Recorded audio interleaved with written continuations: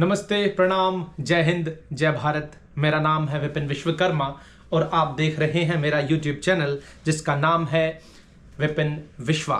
और हम यहाँ बात कर रहे हैं नेताजी सुभाष चंद्र बोस के बारे में। पिछली वीडियो में हमने बात की थी कि नेताजी सुभाष चंद्र बोस आईसीएस की परीक्षा पूरी करके और त्याग पत्र देने के बाद सीधे महात्मा गांधी जी से मिलते हैं, उनसे आगे की योजनाओं पर बातचीत करते हैं और कुछ बातों पर वो सहमत होते हैं और कुछ पर वो सहमत नहीं होते। महात्मा गांधी जी ने सुभाष बाबू को कलकत्ता में मौजूद देश बंधु चित्तरंजन दास जी से मिलने के लिए कहा। अब हम यहाँ से आगे बढ़ेंगे और बात करेंगे। सुभाष चंद्र बोस महात्मा गांधी से मिलने के बाद सीधा कलकत्ते के लिए रवाना हो गए, देश बंधु चित्तरंजन दास जी से मिलने के लिए। जब वो वहां पहुंचे तो चित्तरंजन दास जी वहां उपस्थित नहीं थे, वो बाहर दौरे के लिए गए हुए थे।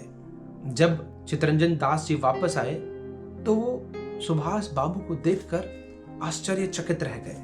उन्हें देखकर वो बहुत प्रसन्न भी हुए, उन्हें अपने गले लगाया। सुभाष चंद्र बोस ने देश बंधु चित्तरंजन दास जी को जो भी महात्मा गांधी जी से बातचीत हुई थी उससे अवगत कराया और सब कुछ बताया। से ये सारी बात सुनने के पश्चात चित्तरंजन दास जी बोले कि महात्मा गांधी जो भी करते हैं वो भारतीय एकता के लिए, अखंडता के लिए बहुत आवश्यक है। महात्मा गांधी अहिंसक रास्ते से आगे बढ़ना चाहते हैं, मगर देश की जनता अहिंसक मार्ग से ही आगे बढ़ना नहीं चाहती और परिणाम स्वरूप अंग्रेजी सरकार इसका लाभ उठाकर हम लोगों को आपस में लड़वा। चित्तरंजन दास जी कहते थे कि अहिंसक और अंग्रेजों के प्रति कोमल भावना रखना अपने खतरे में है। चित्तरंजन दास जी द्वारा की गई महात्मा गांधी के बारे में टिप्पणी से सुभाष चंद्र बोस बहुत संतुष्ट थे, क्योंकि वो भी ऐसा ही सोचते थे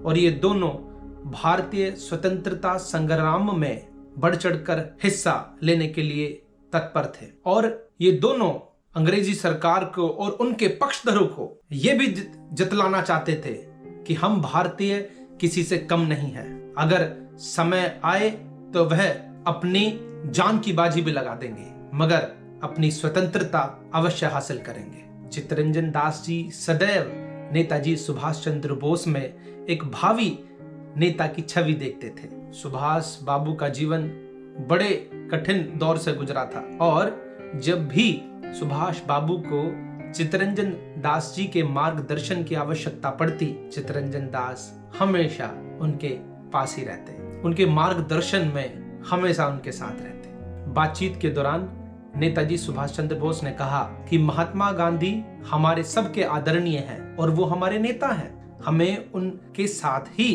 अहिंसक मार्ग पे चल के देश को स्वतंत्र कराने में उनकी सहायता करनी चाहिए, मगर हमें उस समय का भी ध्यान रखना चाहिए कि जब आवश्यकता पड़े तो हम एकजुट होकर स्वाधीनता के लिए लड़ें। और हमें ये भी नहीं दिखलाना चाहिए कि भारतीय एकजुट नहीं है, भारतीयों में समन्वय नहीं है। अगर उन्हें ऐसा पता लगेगा तो वो उसका लाभ उठा लेंगे। सुभाष चंद्र बोस की बातें सुनकर चित्तरंजन दास जी बहुत प्रसन्न हुए। सिर्फ 24 वर्ष की आयु का एक नौजवान एकजुटता की बात कर रहा है, इतनी ज्ञानपूर्वक बात कर रहा है, वो बहुत प्रसन्न हुए और फिर उन्होंने निर्णय लिया कि अब वो सुभाष चंद्र बोस के साथ ही देश को स्वतंत्र कराने में आगे कार्य करेंगे। तो ऐसे थे हमारे नेताजी सुभाष चंद्र बोस, जो अपनी छवि से लोगों को मंत्र मुग्ध कर दिया करते थे। सुभाष चंद्र बोस को यह विश्वास हो गया था कि उन्हें एक बहुत अच्छा गुरु मिल गया है, उन्हें एक राजनीतिक गुरु मिल गया है जिनके मार्गदर्शन से वो आगे बढ़ सकते हैं। और उन्होंने चित्तरंजन दास जी को अपना राजनीतिक गुरु मान लिया और उनके साथ भारतीय स्वतंत्रता संग्राम में जुट गए। चित्तरंजन दास जी ने सुभाष चंद्र बोस की आईसीएस की शैक्षिक योग्यता को देखकर उन्हें नेशनल कॉलेज का प्रिंसिपल नियुक्त कर दिया और उसी के साथ साथ बंगाल प्रदेश कांग्रेस की सदस्यता भी दिलवाई और उसके साथ साथ राष्ट्रीय प्रचार दल का दायित्व भी सौंपा गया। और अब एक बहुत महत्वपूर्ण बात कि उन्हें राष्ट्रीय स्वयं सेवक दल का कप्तान भी नियुक्त किया गया। यहां पर मैं बात कर रहा हूं राष्ट्र स्वयं सेवक की।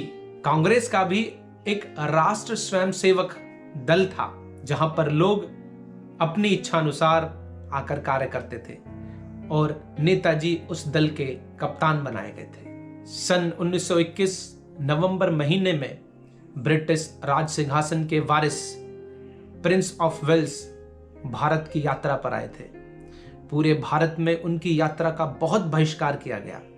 कलकत्ता में सुभाष चंद्र बोस को यह दायित्व दिया गया और उन्होंने अपने सहयोगियों के साथ इस उनकी यात्रा का बहिष्कार करने में बहुत अहम योगदान दिया। उनके सदस्यों ने नगर को घेर लिया और सारे राज्य कर्मचारी, सरकारी कर्मचारी दुम दमाकर भाग गए। चित्तरंजन दास जी को असहयोग आंदोलन चलाने के लिए बंगाल प्रदेश कांग्रेस की तरफ से डिक्टेटर नियुक्त किया गया और जब उन्हें अपना उत्तराधिकारी चुनना था तो उन्होंने सुभाष चंद्र बोस पर अपना सारा दायित्व डाल दिया। सुभाष चंद्र बोस की पहली गिरफ्तारी। सुभाष चंद्र बोस ने अपनी योग्यता के आधार पर लोगों को बहुत प्रोत्साहित किया और जन समुदाय को जोड़ दिया। उन्हें कम समय में ही बहुत सफलताएं मिली। अंग्रेजी सरकार बौखला गई और दिसंबर महीने में चित्तरंजन दास जी को और सुभाष चंद्र बोस को 6 महीने के लिए गिरफ्तार कर लिया गया। सन 1922 में फरवरी महीने में चोरा चोरी कांड हो गया। गोरखपुर में चोरा चोरी स्थान पर एक पुलिस थाने को क्रांतिकारियों ने घेर कर आग लगा दी। उसमें कई पुलिस कर्मी मारे गए। जब ये बात महात्मा गांधी जी को पता लगी तो वो बहुत दुखी और क्षुब्ध हो गए। उनके अहिंसक आंदोलन ने हिंसा का रूप ले लिया और इसी के कारण उन्होंने सविनय अवज्ञा आंदोलन को स्थगित कर दिया। जब ये बात नेताजी सुभाष चंद्र बोस और चित्तरंजन दास जी को जेल में पता लगी तो वो बहुत दुखी हुए क्योंकि यह आंदोलन अपनी चरम सीमा पर था जिसका स्थगित करना बहुत ही गलत था। सन 1922 में अगस्त महीने में नेताजी सुभाष चंद्र बोस को रिहा कर दिया गया और 5 दिन बाद चित्तरंजन दास जी भी रिहा हो गए। दोनों रिहा हो गए और रिहा होने के पश्चात उन्होंने देश की स्वतंत्रता के लिए अपने कार्य पुनः आरंभ कर दी। नेताजी सुभाष चंद्र बोस ने आंतरिक शक्ति को बढ़ाने में कार्य किया। उन्होंने सबसे पहले देश की युवा शक्ति को बढ़ाने के लिए लोगों का आह्वान किया और सबको एकत्रित करके उनमें एक ऊर्जा फूंक दी। अपने भाषणों के कारण उन्होंने युवा शक्ति को बहुत उत्साहित किया और उनको स्वतंत्रता संग्राम में कूद पड़ने के लिए आमंत्रित किया। तो ऐसे थे हमारे नेताजी सुभाष चंद्र बोस। अगर आपको मेरी ये वीडियोस अच्छी लगती हैं तो please subscribe my channel, comment to the video. मुझे अपने सुझाव दे सकते हैं कमेंट करके एंड लाइक इट। और अगली वीडियो के साथ हम जल्द ही आपसे मुलाकात करेंगे। अभी के लिए नमस्कार, नमस्कार, नमस्कार।